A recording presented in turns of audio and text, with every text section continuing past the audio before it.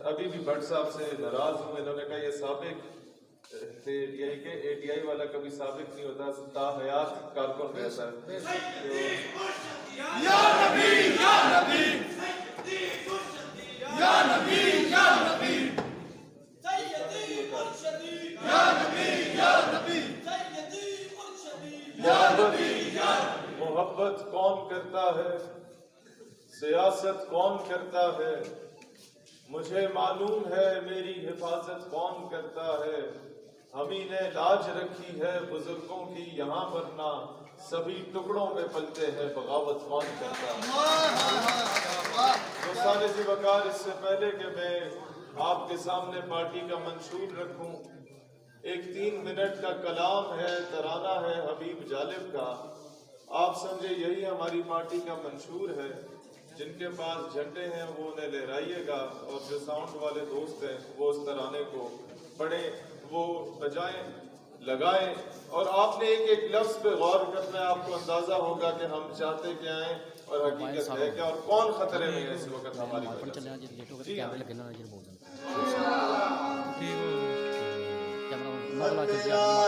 सरदारों को गिरती हुई दीवारों को, खतरा है सरदारों को गिरती हुई दीवारों को, सदियों के दीवारों को, खतरे में इस्लाम नहीं, खतरे में इस्लाम नहीं, खतरा है सरदारों को।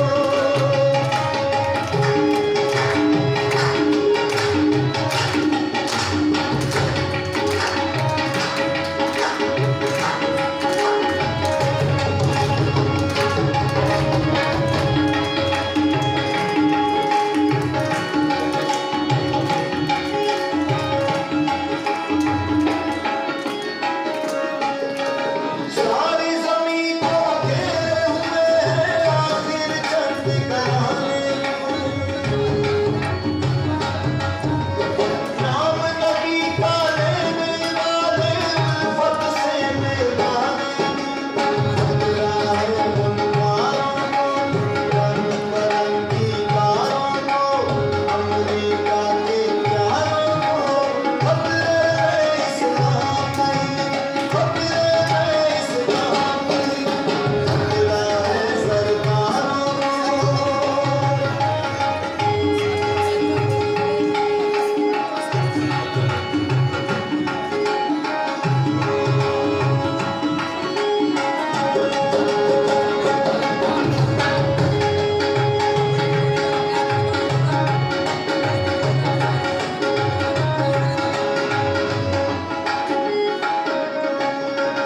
आज हमारे नारों से लरज़ा है बकाई मानों में,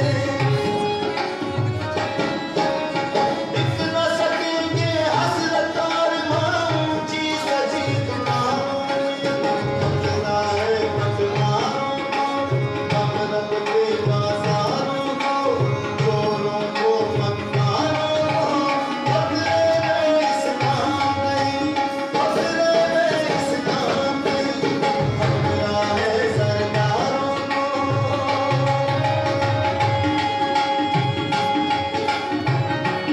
जी ठीक है जी,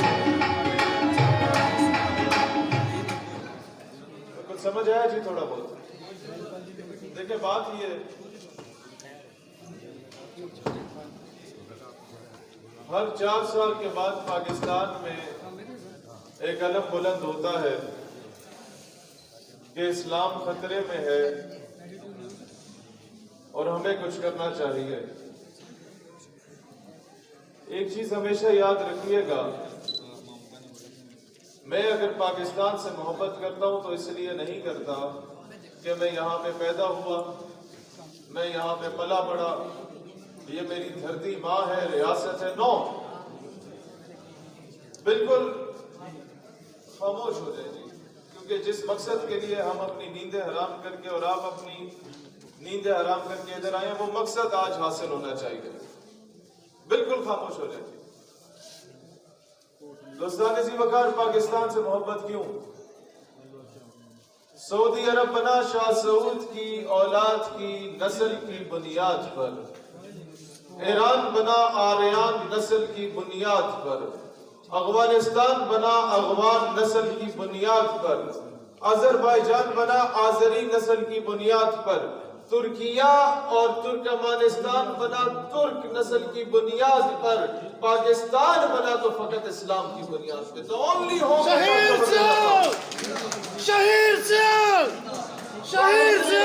रियासत मदीना के बाद अगर इस्लाम के नाम पे हासिल की गई तो that is Islamic Republic of Pakistan.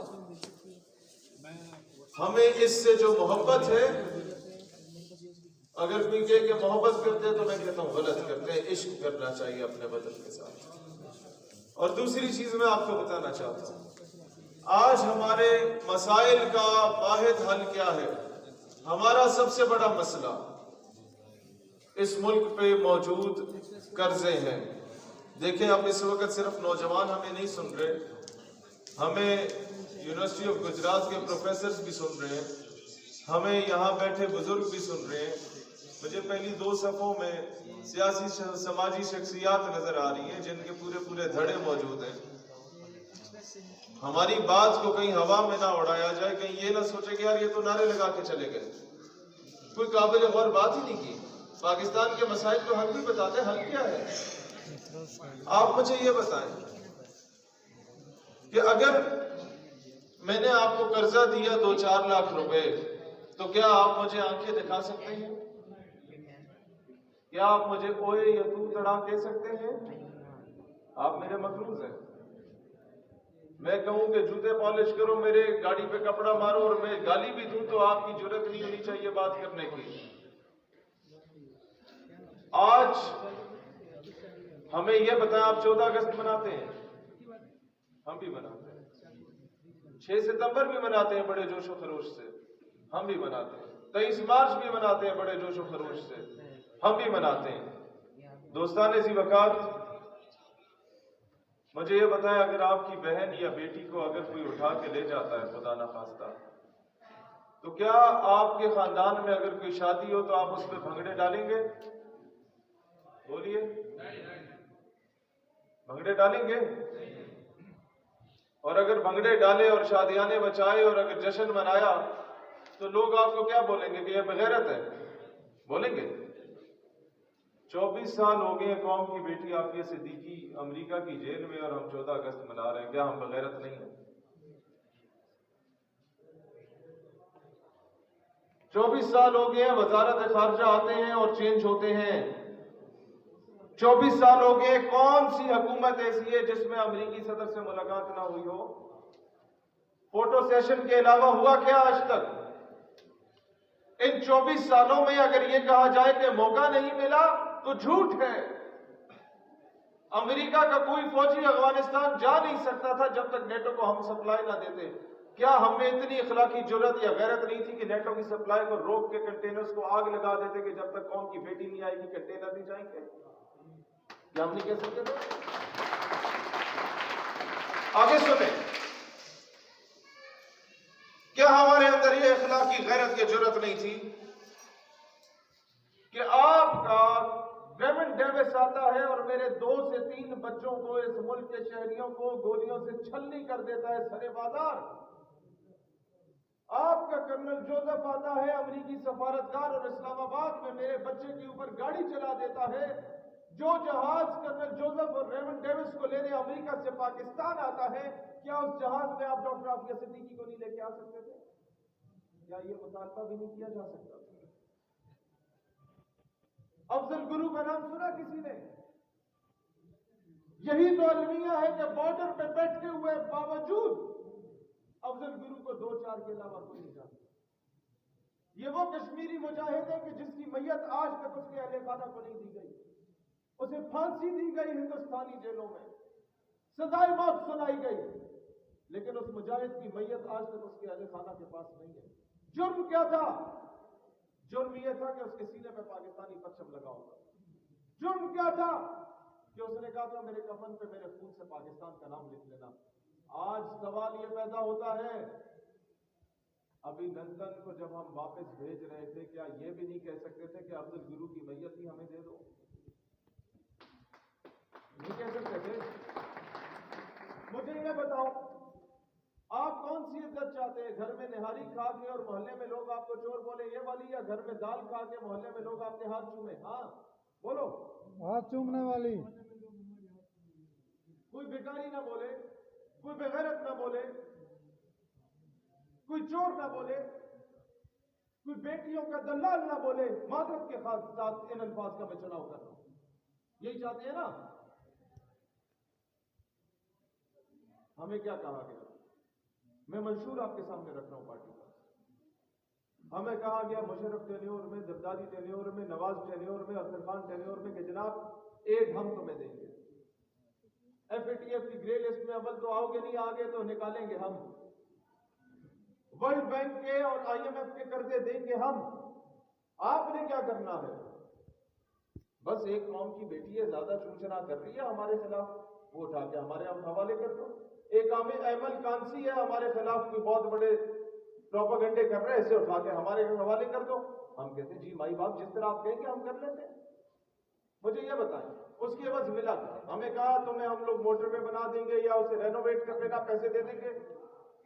तुम्हारे पास वसाइल अगर इतने नहीं है तो हम देंगे, तुम अपने जवानों को, ऑफिसर्स को तनख्वाहें दे देना, सरकारी मुलाजिमीन को। हमें कहा गया कि तुम्हें एड हम दे देंगे। मुझे ये बताओ, कोई तुम्हें कहे कि यार ये मैं पैसे देता हूं अपनी बेटी मेरे हवाले कर दो, क्या दोगे? और अगर दे देते हो उसके बस तुम्हें लैंड क्रूजर भी मिल जाती है, गांव में बड़ी कोठी भी मिल जाती है। उस लैंड क्रूजर में जब तुम उस बड़ी कोठी में आओगे तो गांव वाले क्या कहेंगे? कि बगैर बेटी बेच के आ रहे हैं। आज अगर हमारी 2-4 सड़कें पक्की हो गई है ना, और हम उस पर इतरा रहे हैं कि जनाब बड़ा इफ्तिताह कर दिया, बैरूनी फंडिंग आ गई, अमरीकी एड आ गई, UK की एड आ गई, यूरोपीय कंट्रीज की एड आ गई, यूरोपीय यूनियन की। क्यों आई? बस 1-2 इंतहा पसंद थे, वो उनके हवाले कर दिए तो एड आ गई। आप तो शायद नहीं जानते कि क्या हो रहा है, लेकिन अगर आपके सदर, वजीर आजम और बड़े बड़े वजीरों को अमरीकी एयरपोर्ट में नंगा करके चेक किया जाता है तो इसलिए किया जाता है कि ये बेटियां बेचने वाली, इनकी अपनी क्या इज्जत होती है। समझ आ रही है आपको? मैं आपको एक चीज बताता हूं जनाब अली, इंसान की इज्जत और वकार का मेयार उसकी दौलत नहीं होता है। इंसान की इज्जत का जो मेयार होता है वो उसकी सेल्फ रिस्पेक्ट होती है, उसकी गैरत होती है। समझ आ रही है आपको? आज जब हमें कर्जा दिया गया तो हमारी जुबान बंदी हो गई कि खामोश। और क्यों? क्या जबरदस्ती कर्जा दिया गया हमें? आप जब तक नौजवानों अपनी CV बना के नहीं लिखते कि मैंने मैट्रिक यहां से की, FA यहां से किया, BA यहां से किया, मैं आपके बूट अच्छे पॉलिश करूंगा, महाराज मुझे नौकरी पे रख दे, तब तक क्या कोई आपको बगैर इस दरख्वास्त की नौकरी पे रखेगा? कभी रात चलते आपने कहा आओ नौकरी लगी हुई, आ जाओ नौकरी ले लो? कहा किसी ने? मिन्नतें तबले करनी होती है ना। तो क्या जबरदस्ती हमें किसी ने कर्जे दिए? नहीं। इकबाल ने कहा कि यूरोप की गुलामी पे रजामंद हुआ तू, मुझको गिला तुझसे है यूरोप से नहीं। समझ आ रही है? हमने खुद जाके कहा कि वी आर फॉर सेल, आओ हमें खरीदो। हमने खुद कहा कि आसिया मलूना, तुम्हारी गैरत का मामला है, अगर उसने गुस्ताखी की लेकिन तुम्हारी कौम से है, हम हवाले करेंगे तुम्हारे। हमने बेचा। हमने कहा कि रेमंड डेविस, कर्नल जोसेफ हमारे बाप का बेटा है, हमारे रूहानी बाप का बेटा, ये कैसे हो सकता है हमारी जेलों में सड़े? आफिया सिद्दीकी नहीं आती ना है, कर्नल जोसेफ को भेजेंगे, सलूट मार के भेजेंगे। कहा ना? फिर कहते हैं हमारी दुनिया में इज्जत नहीं है। इज्जत इसलिए नहीं है, रोटी के लिए एहतजाज करते हो मेरे पाकिस्तानियों, बिजली के बिलों के लिए एहतजाज करते हो मेरे पाकिस्तानियों, पानी की बंदिश में सड़कें बंद करके टार जलाने वाले पाकिस्तानियों, कभी अपनी बेटी के लिए भी सांस पे निकले हो कि उसे बरहना करके अदालत में पेश किया जाता है और हमारी गैरत को आज तक गवारा नहीं हुआ कि हम लोग एहतजाज करें? मुझे बताइए। यहां आके मैं यह भी कह सकता था कि जिस सड़क बना के दे देंगे, पुल बना के दे देंगे, तुम्हें जो है वो बिजली का कोई कमी नहीं होगी, तुम्हें बहुत जबरदस्त किस्म के जनाब बंदरगाहें बना के दे देंगे। हमने तो आके आपको कोई ये लारा नहीं लगाया, हमने कहा ये देंगे या नहीं देंगे, लेकिन कम से कम आइंदा ऐसा कभी नहीं होगा कि आपकी कौम का कोई नौजवान अमेरिकी एयरपोर्ट पे और उसे जो है ना वो बरहाना करके चेक कर लिया जाए। हो जाएगा तो अपनी इज्जत से। हमने एक बात की, ये सारी बातें कौन सा मंशूर है, ये अभी मैंने मंशूर के 21 पॉइंट में से एक पे बात करूं, 2-3 ही आज डिस्कस करूंगा। ये है आजाद खारजा पॉलिसी, इंडिपेंडेंट फॉरेन पॉलिसी, कि जनाब आज अगर हमारे फरिश्ते भाई आए, रिपोर्टें लिख के अगर अपने सीनियर्स को देनी है तो मुख्तसरन ये लिखना है मेरे भाइयों कि शहीद सियालवी ये कहता था कि मैं अमेरिका से जंग नहीं चाहता, मैं भारत से जंग नहीं चाहता, मैं बरतानिया से जंग नहीं चाहता। ये लिख के उन्हें देना कि शहीद सियालवी सिर्फ ये कहता था कि अमेरिका को और दीगर मगरबी रियासतों को भाई बनाओ, बाप ना बनाओ, बराबरी की सतह पे बात। क्या बात। जब बात करो तो कम से कम टांग पे टांग रख के तो बात करो, जब बात करो तो कम से कम आंखों से आंखें मिलाने के काबिल तो रहो। I know that we have to survive with the Committee of Nations. मैं जानता हूं कि हमने सरवाइव करना है, हमने इंपोर्ट बढ़ानी है, एक्सपोर्ट बढ़ानी है। मुझसे पूछो इंडिया से जंग करनी है, मैं कहता हूं नो।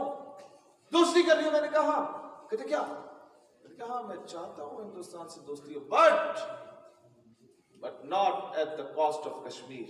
नो, मैं अपनी कश्मीरियों की गैरत पे समझौता करके उससे हाथ मिलाऊं, सवाल ही करता। मैं अमन का ख्वाह हूं, अमन चाहता हूं, लेकिन अमन का तकाजा यह है कि पहले जुल्म को रोका जाए। नंबर 2, मैं क्या चाहता हूं, आपको कहा गया हर सियासी जमात ने आके यकसा तालीमी निजाम लाएंगे, कहा ना। 22 साल से मैंने इमरान खान साहब को सुना, मैं 2-4 चीजों की वजह से उनकी बहुत रिस्पेक्ट भी करता हूं, लेकिन जहां तनकीद बनती है वहां तनकीद का हक भी हमें हासिल है। मैंने कहा यकसा तालीमी निजाम की बात तहरीक इंसाफ ने की, शहबाज शरीफ उंगलियां हिला हिला के कहता है यकसा तालीमी निजाम ना लाया तो मेरा नाम भी शहबाज शरीफ नहीं। और जरदारी आज तक भुट्टो साहब जिंदा क्यों जिंदा है? इन तीनों चीजों की वजह बताओ। यकसा तालीमी निजाम क्या आया आपके मुल्क में? कैसे आएगा यार? ले आएंगे यकसा तालीमी निजाम? नो, हमें मॉडल समझाओ, किस मॉडल के तहत वो यकसा तालीमी निजाम लाएंगे। हम मॉडल ले आए आपके सामने, बहुत सिंपल सा है। उनके हाँ बताओ क्या है? मैंने कहा 10वीं क्लास तक, मैट्रिकुलेशन तक, हर 17 ग्रेड एंड अबव का सरकारी अफसर, हर कर्नल जनरल, हर ब्यूरोक्रेट, हर मिनिस्टर, MNA, MP और सेनेटर के बच्चे पे लाजिम करा दो कि वो अपने बच्चे को 10वीं तक की तालीम सरकारी स्कूल में किसान मजदूर हारी के बच्चे के साथ दिलाए। यकसा तालीमी निजाम आ गया।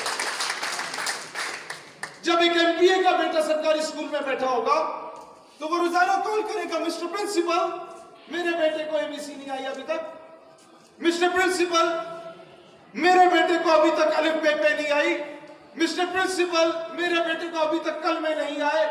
तो जब प्रिंसिपल उसमें तवज्जो देगा तो 800 और बच्चा जो किसानों मजदूरों का होगा उसमें भी तवज्जो हो जाएगी। ये है यकसा तालीमी निजाम का मॉडल। ये नहीं है कि हम ये इस तरह का निजाम लाएंगे कि अमीर के बच्चे के लिए और होगा और गरीब के बच्चे के लिए और। एक आम आदमी अपने बच्चों को जहां मर्जी पढ़ाए, कोई ममानियत नहीं है, लेकिन सरकारी मुलाजिम जो सरकार से तनख्वाह ले रहा है, जो ऑफिसर है, उस पे लाजमी हो कि तुम्हारा बच्चा सेनेटर साहब, तुम हम में से हो ना, तुम्हें फिक्र है ना आवाम की, तुम नारे लगाते हो मैं अपनी आवाम के लिए मरूंगा, लड़ूंगा, फलाना ढिमकाना।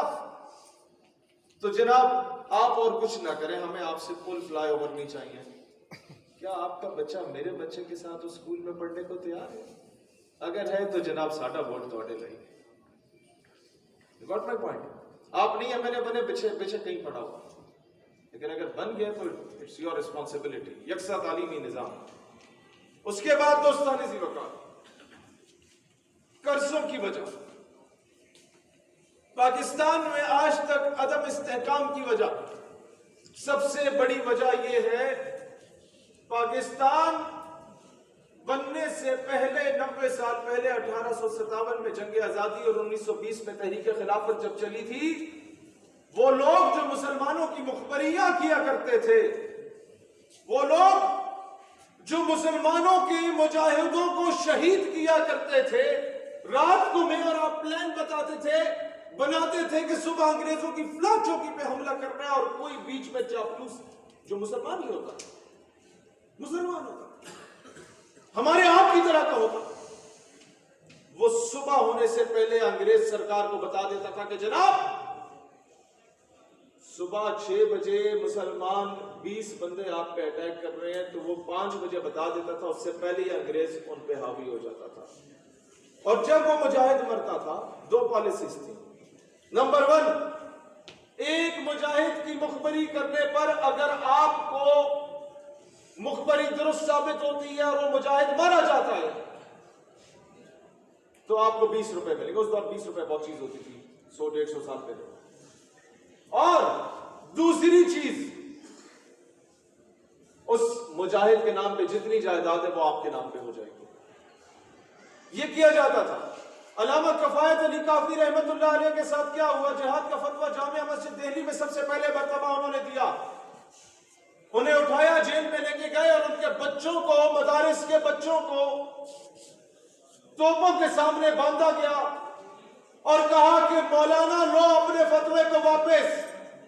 मौलाना ने कहा, जनाबे अली मिस्टर अंग्रेज, there is no U turn in Islam, Islam से कोई यू टर्न नहीं है। उन्होंने तोपें छुड़ा दी और पड़खच्चे उड़े मुसलमानों के बच्चों के। नाक इधर जा रही है, दांत उधर जा रहे हैं, कान उधर जा रहे हैं, आंखें उधर जा रही हैं। उसके बाद क्या हुआ? उसके बाद कहा कि मौलाना फतवा वापस लेते हो अंग्रेजों के खिलाफ जिहाद का? He said no। फिर क्या हुआ? कहा कि इनके आलिमों को बिठाओ हाथियों पे। हाथी मोटा होता था तो टांगे फैल जाती थी, टांग को नीचे से, पांव से बांधो, दूसरी तरफ से बांधो हाथी के नीचे से, और ऊपर चेस्ट से, बाजुओं के नीचे से बांधा जाता था मौलवी को, और उसको दरख्त के साथ बांध दिया जाता था। हाथी को छड़ी मारी जाती थी। जब वो आगे जाता था तो आधा धड़ उस मौलवी का दरख्त से लटका होता था, आधा धड़ उस हाथी के साथ जा रहा होता था। इसके बावजूद का मौलाना फतवा वापस लो। अल्लामा किफायत अली काफी सेड नो। फिर कहा कि इस अलामा जिसकी उम्र 70-75 साल या 80 साल है, इसकी कमीज उतारो, इसे लिटाओ, और ये आम आज के दौर की डॉलर्स की स्त्रियां नहीं, कोयले वाली स्त्री कहा इसके जिस्म पे मलो। चमड़ी उतरी, ऊपर मिर्चें डाली गई और जख्मों पे, और उसके ऊपर फिर कहा कि स्त्री फेरो। मौलाना फतवा वापस लोगे? उन्होंने कहा no, I told you that there is no U turn in Islam. ठीक है मौलाना, उठो और आओ फांसी के फंदे पे। मौलाना ने जाते वक्त तब ये नात लिखी थी जो आज हर मौलवी पढ़ता है कि कोई गुल बाकी रहेगा ना चमन रह जाएगा, बस रसूल अल्लाह का दीन हसन रह जाएगा। अब सुने आगे। उन्हें फांसी हुई। उसके बाद जब अंग्रेज यहां से जाने लगा, भगत सिंह आया। भगत सिंह ने अपना किरदार अदा किया। उसके दौर में तराने थे, सरफरोशी की तमन्ना अब हमारे दिल में है। देख रहा है जोर कितना बाजू एक बातिल में है। उसने सिखों को इंगेज किया अंग्रेजों के खिलाफ, कमांडर बोस ने हिंदुओं को इंगेज किया अंग्रेजों के खिलाफ। बट इंडिया और पाकिस्तान दोनों इलाकों में अंग्रेजों ने अपने वफादारों को बिठाया घोड़ों पे और कहा दौड़ाओ इसे, मगरिब का सूरज गुरूब होने तक जहां तक घोड़ा दौड़ेगा वहां तक की सरजमीन तुम्हारी है, तुम यहां के नवाब बटेरे जागीरदार हो। इंडिया तो बनने के बाद ही इंडिया ने कह दिया कि हम जागीरदाराना निजाम खत्म कर रहे हैं और ये जागीरें हुकूमत की मलकियत है, आवाम में बांटी जाएंगी। लेकिन पाकिस्तान को 75 साल हो गए हैं, आज तक वही जमीनें, वही जागीरें जो अंग्रेजों के कुत्ते नहलाने, घोड़े नहलाने और बूट पॉलिश करने के बाद उसके एवज उन्हें मिली थी, आज तक उन्हीं के पास है। 75 सालों से उन्हीं की औलादे, फिर उनकी औलादे, फिर उनकी औलादे, फिर उनकी औलादे आपके ऊपर काबिज है। पाकिस्तान नजरियाती पार्टी जिस दिन आएगी, पाकिस्तान के कर्जे उतारने के लिए पहला ऐलान ये किया जाएगा कि इन जागीरदारों की जमीनें बेचो और अमेरिका के मुंह पे बहारो, सरकारी तहवील में लो। ये कौन का असासा है? गरीबे शहर तरसता है रोटी के टुकड़े को, अमीर शहर के कुत्ते भी राज करते हैं। गंदम अमीर शहर की होती रही खराब, बेटी मगर गरीब की बातों से मर गई। ये शायर नहीं है, ये शेर नहीं है। सिंध में आज देखो सैलाब का फंड पड़ा हुआ है, गंदम की बोरियों की बोरियां पीपल्स पार्टी के बुजरा के गोदामों में छुपा के रखी हुई है, और सरपारकर की बेटी आज भी भूख प्यास से मर रही है। पूछने वाला है नो, भुट्टो जिंदा। मेरा पूरा फोकस होगा इंशाल्लाह सिंध के हर कस्बे में जाके यूनिवर्सिटी या कॉलेज बनाऊं। जब सिंध का मेरा नौजवान पढ़ लिख जाएगा तो भुट्टो साहब इस जहाने पानी से कूच कर जाएंगे इंशाल्लाह, वरना उन्होंने कूच नहीं किया। मैं एक चीज पे भुट्टो को खराज तहसीन पेश करूंगा कि he was a good foreign minister और कादियानी को काफिर करार दिया, बट एक चीज ग्राउंड रियलिटी है, जनरल याहिया और भुट्टो साहब की मेहरबानी से मेरा पाकिस्तान 2 लाख हुआ था। एक के कैरेक्टर की वजह से, मेरी बहनें बैठी हैं, मैं तफसील में नहीं जाऊंगा, एक के कैरेक्टर की वजह से और एक की कुर्सी की लालच की वजह से मेरा पाकिस्तान 2 लाख हुआ। 52% of Pakistan that is Bangladesh आज हमारे साथ नहीं है। हम 48% पाकिस्तान में रह रहे हैं। मेरे पाकिस्तानियों, मेरे सियालकोटियों, क्या आप ये जानते हैं कि उस 48% पाकिस्तान में जो रकबे के हिसाब से बाकी के पाकिस्तान में आधा पाकिस्तान है, दैट इज बलूचिस्तान, उधर आज इंडियन इन्वॉल्वमेंट इतनी है कि आजाद बलूचिस्तान के नारे लग रहे हैं। क्या आप जानते हैं कि आपके केपीके में आजाद पश्तूनिस्तान के नारे लग रहे हैं? क्या आप ये जानते हैं कि हमारे सिंध में सिंधु देश के नारे लग रहे हैं? क्यों लग रहे हैं? क्यों लग रहे हैं?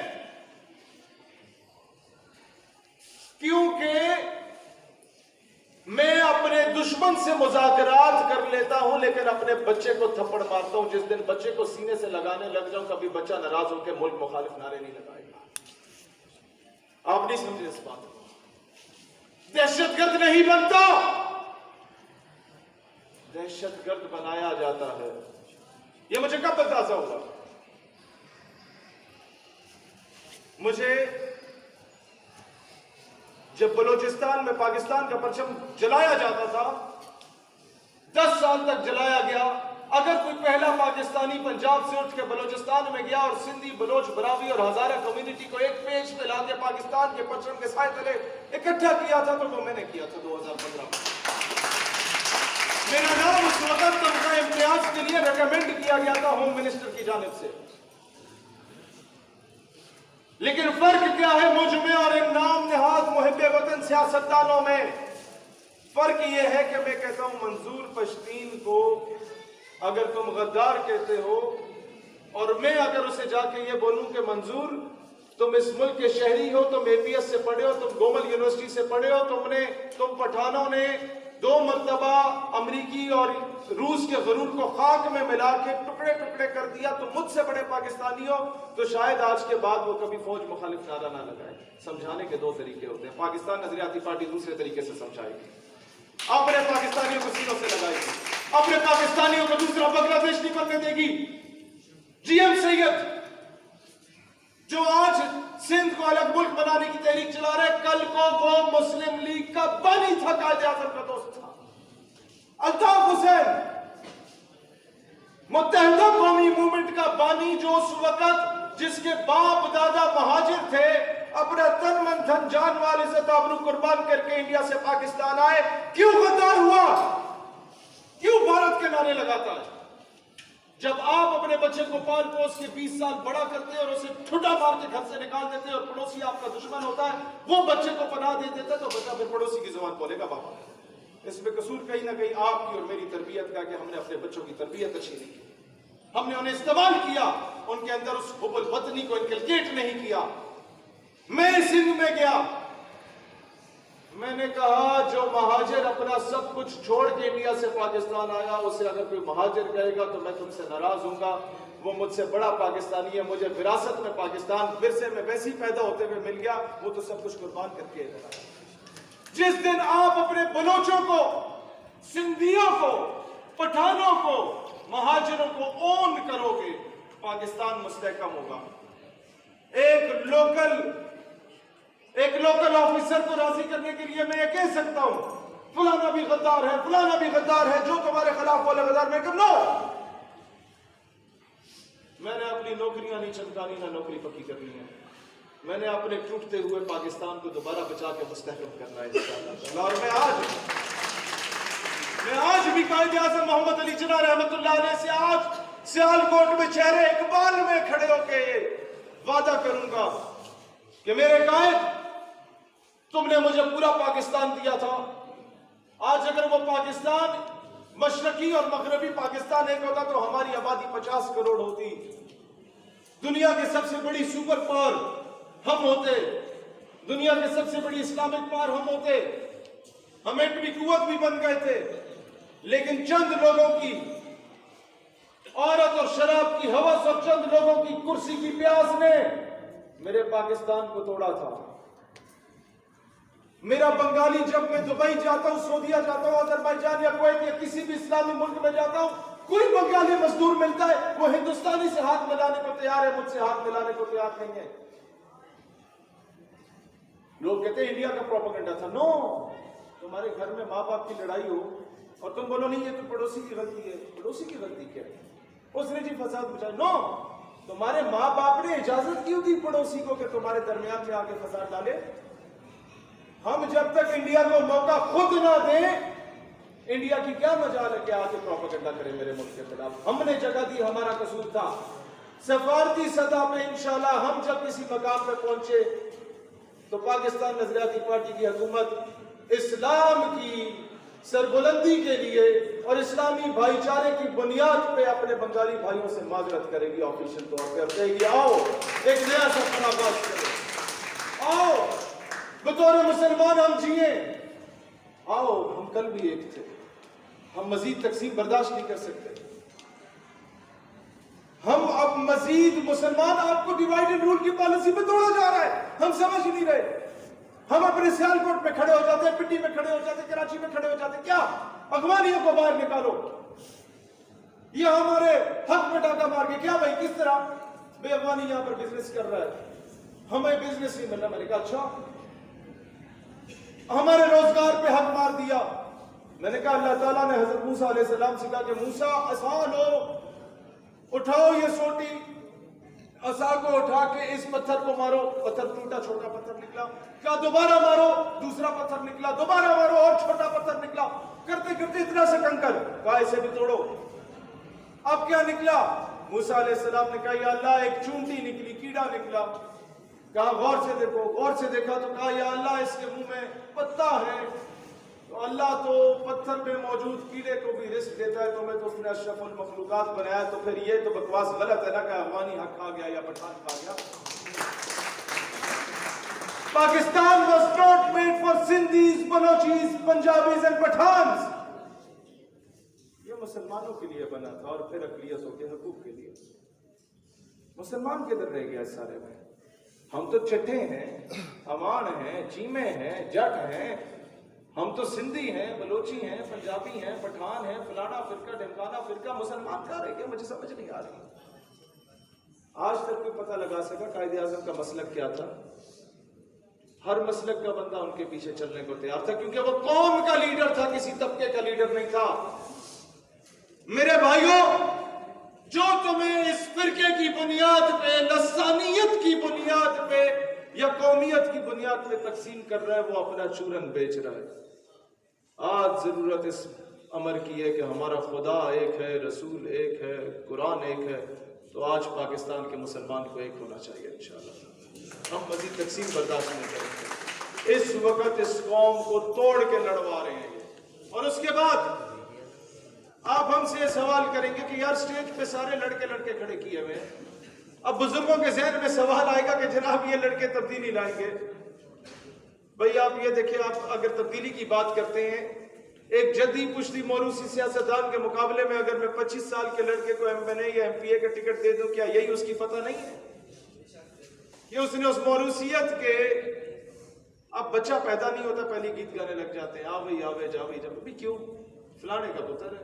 नो, हमने क्यों ये पार्टी बनाई? पार्टी बनाने की वजह यह थी कि मैंने कहा मैं जुल्फिकार अली भुट्टो को लीडर मानने को तैयार हूं, चलो मान लेता हूं। मियां नवाज शरीफ साहब को भी मानने को तैयार हूं, लेकिन मुझसे यह बेगैरती नहीं होती कि मरियम बीबी या बिलावल साहब के पीछे हाथ बांध के खड़ा हो जाओ, असी तुहाडे गुलाम पे ओदे भी गुलाम थे, दादे भी गुलाम। नो, बादशाह के महल में गुलाम बन के रहने से बेहतर है इंसान अपनी छोटी सी झोपड़ी का बादशाह बन जाए। आजादी से बात, दलेरी से बात, कम से कम मैं आंखों में आंखें डाल के बात करने जोगा हूंगा ऑल पार्टीज कॉन्फ्रेंस में। कम से कम मैं उन्हें यह कह सकूंगा कि मैं अपनी एक अलग शनाख्त रखता हूं। मियां साहब, मैं आपके बूट पॉलिश करके इक्तदार में नहीं पहुंचा, मैं अपने आवाम के सर पे, अपने आवाम के कंधों से कंधा मिला के इक्तदार में पहुंचा हूं। तो मैं आज गिरबान पकड़े का मुस्तहिक हूं इन लोगों का जिन लोगों ने मेरे मुल्क की मईशत को लूटा, मेरे मुल्क की इज्जत और खैरत को लूटा।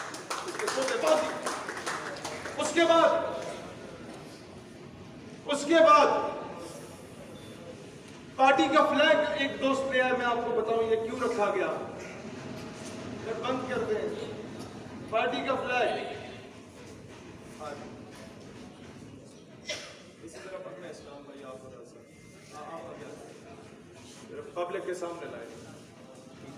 इसमें 3 रंग है दोस्तान, इसी वकार पाकिस्तान नजरियाती पार्टी, जब हमने इसका नाम रखा तो हमने सोचा कि हमें इतना तफसील से समझाने की जरूरत नहीं पड़नी चाहिए, इसके झंडे से लोग जान जाए कि ये लोग चाहते क्या हैं। सब्ज रंग तर्जमानी करता है इस झंडे में मेरे वतन अजीज पाकिस्तान की और आका अलैहिस्सलाम की गुम्बद फजरा शरीफ की। लाल रंग, सुर्ख रंग तर्जमानी करता है इस झंडे में अफवाज पाकिस्तान की, गाजियान इस्लाम की और तमाम उन शहदाओं के जिन्होंने इस्लाम और पाकिस्तान के लिए अपनी जानों का नजराना दिया। और गोल्डन कलर तर्जुमानी करता है बैतुल मक़दस के मीनार की और दूसरी तरफ रोजा इमाम हुसैन की कि हमने हर दौर के यजीद से टक्कर लेनी है इंशाल्लाह। रेलवे इंजन, ये दरवाजे बंद कर दे काइंडली, जो आखिरी रो में बैठे वो दरवाजे बंद कर दे, थोड़ी सी जहमत करें, आखिरी रो वाले बस, ठीक है। रेलवे इंजन क्यों इसका इंतखाबी निशान रखा गया? आपको एक बात बताऊं, नौशहरा से खैबर पख्तूनख्वा से मैंने देखा, विशाल हमारा भाई है, ये अभी इस पंडाल में पहुंचा, मैं आपको खुशामदीद कहता हूं। अच्छा, रेलवे इंजन क्यों रखा गया इसका इंतखाबी निशान? लोग कहते हैं, आप बात करते हैं जदीदियत की, जिद्दत की, और निशान रखा है 100 साल पर आने वाला, छका ये दौर है उसका। अब तो जहाज और हेलीकॉप्टर का दौर आ गया, अब तो सियासी जमातों के रहनुमा भी हेलीकॉप्टर पे आते हैं। आप रेलवे इंजन की बात करें, मैं कहा क्यों मोहब्बत है या अकीदत है इससे? मैंने कहा पीर मेहर अली शाह रहमतुल्लाह अलैह के बेटे थे जिनको बाबूजी कहा जाता था, रेलवे स्टेशन पे जाके बार बार रेलवे इंजन को अकीदत से देखते थे। लोगों ने कहा इतने बड़े सैयदजादे हो और रेलवे इंजन इस पुराने से काले से जले सड़े को क्यों इतना गौर से देख रहे हो? उन्होंने कहा मुझे इससे मोहब्बत इसलिए कि खुद तो जलता रहता है, लेकिन सारी बोगियों को अपनी मंजिल तक पहुंचा देता है। ये जदोजहद की निशानी है, ये खुद कुड़ने की निशानी है जो हम आज कुड़ रहे हैं आपके सामने। दोस्तानी सी बता, मैं आपको एक बात बताऊं, मैं क्यों आज तड़प तड़प के कह रहा हूं कि मेरे मुल्क में लाकानूनियत है और हमने लानी है। 2 बार में गिरफ्तार हुआ, मुझमें और बाकी जमातों में सिर्फ एक फर्क है कि पाकिस्तान नजरियाती पार्टी ने अपने कारकुनों को कभी नहीं बेचा, हमने अपना वर्कर कभी नहीं गिरफ्तार करवाया। जब भी गिरफ्तार हुआ आपका कायद खुद गिरफ्तार हुआ है, अपने वर्कर को अपने वर्कर के शहीदों पर, उनकी लाशों पर कभी मैंने सियासत नहीं की है। मैं दूसरी बार गिरफ्तार हुआ, 4 घंटे मुझे टॉर्चर किया गया। एक एसपी और 2 एसएसपी ने अलग अलग मुझे इंटरव्यू किया और सिर्फ एक कहा कि शहीद, ये पिछले साल अप्रैल की बात बता रहा हूं आपको, कि हमें ऊपर से सिर्फ एक ऑर्डर है कि आप इस पे पर्चा बेशक ना काटें इस बार, इसको कहें एक वीडियो मैसेज बना ले और कह दे कि मैं आज के बाद ऐसा बयान नहीं दूंगा जिससे हुकाम बाला की दिल आजारी हो। आपको पता है मेरे दोनों पांव और बाएं बाजू में रॉड और प्लेट्स डले में मेरा 2013 में एक्सीडेंट हुआ था। ये मुझे पता है कि जब आपके पूरे इस बाजू में रॉड हो और आपके बाजुओं को यूं पीछे बांध के बाजू और गर्दन के दरमियान 3 घंटे के लिए बड़ा सरिया डाल दिया जाए और फिर आपको मारा पीटा जाए, उस वक्त हर बंदा इसके लिए तैयार होता है कि जनाब मैं कह दूंगा ना कि ठीक है, मैं माजरत खाऊं। थाने में बैठ के वीडियो बना ली और बाहर निकल के कह दिया कि हाँ जी मुझे गन पॉइंट पे रख के बोला गया था, मेरी मजबूरी थी। लेकिन मेरे जहन में तब एक बात आ रही थी, मैंने उन्हें कहा था कि सर सॉरी, आप पर्चा काट दें, मुझसे ये बेगैरती नहीं होगी कि अवाम बाद में मुझसे बोले कि सड़कों पे तो नारे लगाते थे गुलामी रसूल में मौत भी कबूल है और इधर 2 लीटर खाने के बाद तुम वीडियो बनाने लग गए। हुआ क्या? दोस्तानी की बताओ, वो टॉर्चर करते रहे और यहां तक कि उस वक्त जो बाकी लोग गिरफ्तार हुए थे, बड़े बड़े नामवर शख्सियात ने थानों में बैठ के वीडियोस बना ली थी कि जनाब हम अपने मुतालबे से पीछे हटते हैं। मुझे आखिरी बात, जब मेरा आखिरी इंटरव्यू हुआ तो उसने पता क्या कहा था? मुझे एसपी कोटोहार ने कहा कि शहीद ठीक है, अगर आप वीडियो नहीं बना रहे तो हम दहशतगर्दी का पर्चा काट रहे हैं, आपसे 2-4 साल के बाद रिहाई के बाद इंशाल्लाह मुलाकात होती है, इसे थाने ले जाए। मैं गया, सुने पहले गौर से पूरी बात सुने। मैं जज साहब के सामने पेश हुआ, मेरे साथ 70-80 वकील पेश हुआ। मैंने सिर्फ एक रिक्वेस्ट की थी, मैंने कहा सर ये पॉलिटिकल विक्टिमाइजेशन है जिसका केस है मेरे ऊपर, कि इसने फलां सियासतदान या हुकूमत को ये बोला और इन्होंने लिखा कि ये रियासत को धमका रहा है।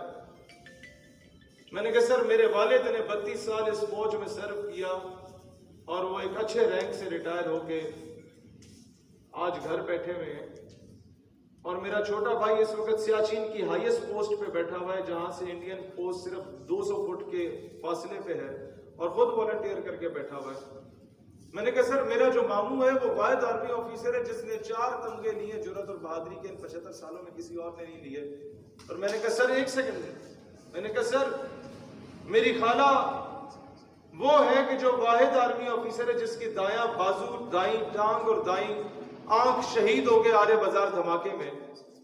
मैंने कहा मेरे नाना ने 65 और 71 की जंग लड़ी है, मेरा पूरा खानदान फौजी है, उन सबको जज साहब खुदकुशी कर लेनी चाहिए कि उनके घर में एक दहशतगर्द पैदा हो गया मेरी सूरत में।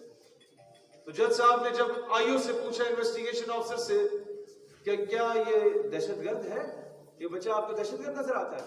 उसने कहा नहीं सर, ऊपर से ऑर्डर आए हैं। तो उस वक्त आप यकीन करें जब मैं रिहा होके आया 9-10 दिन के बाद, तो मैंने ऐलान किया कि कल मैं प्रेस कॉन्फ्रेंस में सब कुछ कौम के सामने रखूंगा कि हुआ क्या था।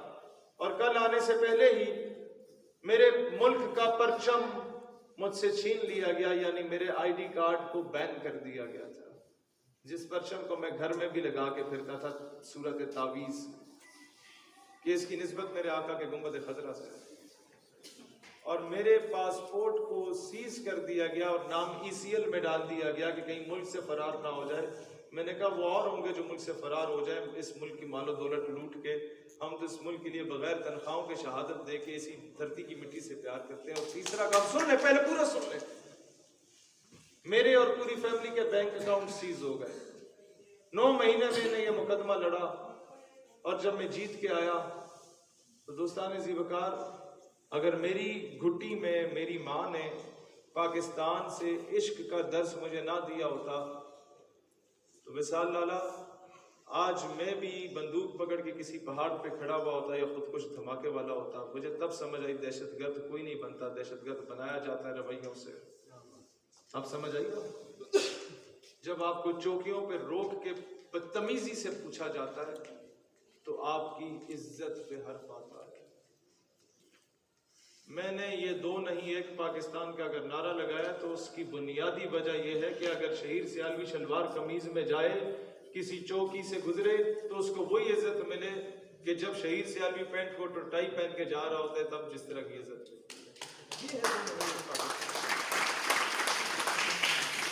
ये कोई इंडिया या इजराइल या अमेरिका से नहीं आए, ये मेरे आपके भाई हैं। लेकिन मसला यह है कि शहीर को तो इश्क मिल गया पाकिस्तान का, शायद हर बंदे को उस तरीके से नहीं मिला जो वो आज मुल्क दुश्मन हो गया। कोई खुशी से होता है, कोई खुशी से खुदकुश जैकेट पहनता है, कोई खुशी से सीने पे बम बांध के जो है, कल को वही लोग जो चविंडा के बॉर्डर पे हिंदुस्तानी टैंकों पे बम बांध के चले जाते थे, पाकिस्तान का दिफा करते थे, आज वो कौम क्यों अपने जिस्मों से बम बांध के अपनी ऊपर पे चली है?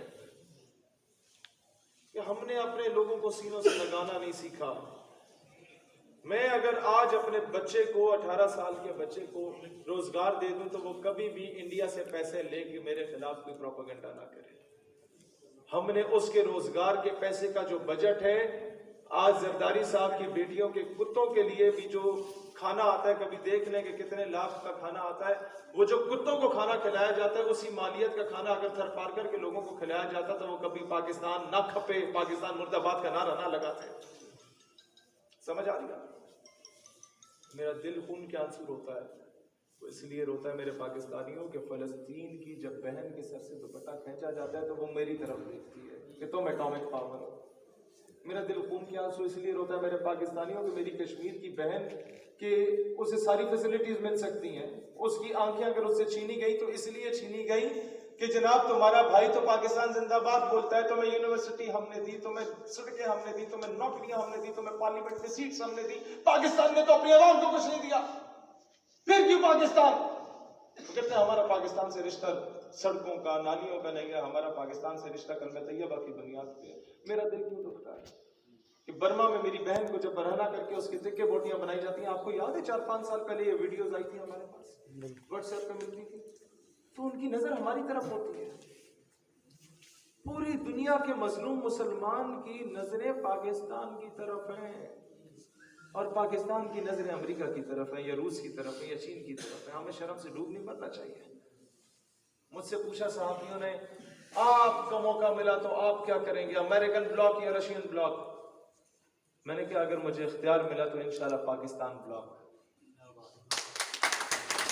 किसी के आगे सजदा नहीं करेंगे, दोस्त सबको बनाएंगे, सजदा सिर्फ अल्लाह को करेंगे। ये एक सजदा जिसे तू गिरा समझता है, 1000 सजदों से देता है आदमी को निजात। हम इतने बदनसीब हैं कि आज हमें तेल खरीदने के लिए भी एक चौधरी से इजाजत लेनी पड़ती है कि चौधरी साहब, अमेरिका साहब, हमें इजाजत दीजिए, इस दुकान से खरीदें या इस दुकान से खरीदें। जब तक मैं उसके बूट पॉलिश करूंगा, मैं हुकूमत में रहूंगा, और नहीं करूंगा तो वो इतना निकाल देगा। ये मेरे मुल्क का हाल हो गया। जब तक फवाद चौधरी बूट पॉलिश करता रहा वो हुकूमत में रहे, जब खान ने कह दिया एब्सोल्युटली नॉट, वो निकल गए। ये ग्राउंड ये सिर्फ हमारे मुल्क में नहीं हुआ, तारीख को उठाएं। सद्दाम हुसैन के साथ क्या हुआ था, मुअम्मर कज़ाफी के साथ क्या हुआ था, स्लो पॉइजनिंग क्या यासिर अरफात को नहीं दी गई थी? क्या अर्दगान की कौम को उसके खिलाफ नहीं कर दिया गया था? क्या मलेशियन कौम के लिबरल्स को मातीर मोहम्मद के खिलाफ नहीं कर दिया गया था? पाकिस्तान में इस्लाम पसंद कुव्वतों को या गैरतमंद लोगों को जीने मगरिब की वजह से नहीं दिया जाता, मगरिब के कुत्ते पालने वालों की वजह से नहीं दिया जाता। इसीलिए हमने पहले अपने घर को पाक करना है। आज आपने फैसला करना है कि एक बंदा जो बड़ी गाड़ी पे आया और उसके 6-7 गार्ड साथ हैं, हमने उसको वोट देना है, या एक आम सा 25 साल का लड़का जो हमारी तरह ही बाइक पे फिर रहा है लेकिन उसके दिल में गैरत है, वो कुछ कर सकता है अपनी कौम के लिए, उसका साथ देना है। देखो मैं आपको एक चीज बताता हूं, इंसान तदों तक मजबूत नहीं हो सकता है जदों तक वो अपने घरों मजबूत ना हो, वो तक किला मजबूत होना चाहिए। अगर मैं पूरी दुनिया उम्मत मुस्लिमा के हकूक की जंग लड़ने ना, मैं कुछ नहीं कर सकता जदों तक मेरा किला मजबूत नहीं है। तो मेरा किला तो तुसी दो,